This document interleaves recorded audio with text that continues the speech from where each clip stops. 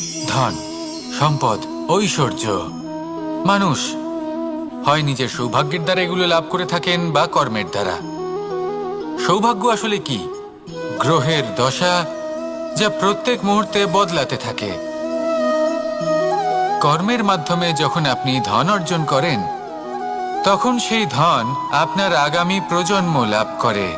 সেটা হয় সে ভোগ করে বা তার জন্য তার ভোগান্তি হয়। আর এটা নির্ভর করছে আপনার কর্মের ওপরে। কি কর্ম করেছেন আপনি সেই ধনকে লাভ করার জন্য। যদি আপনি সৎ পথে চলেন, নিষ্ঠা ভরে আপনি কর্ম করে থাকেন এবং তার ফলে আপনি ধন অর্জন করে থাকেন, তাহলে আপনার আগামী প্রজন্ম সেটা ভোগ করবে, সেটা প্রয়োগ করবে নিজের বিকাশের জন্য। কিন্তু যদি আপনি কুকর্ম করে থাকেন, কোনো রকম ছলনা করে থাকেন এই ধন লাভ করার জন্য,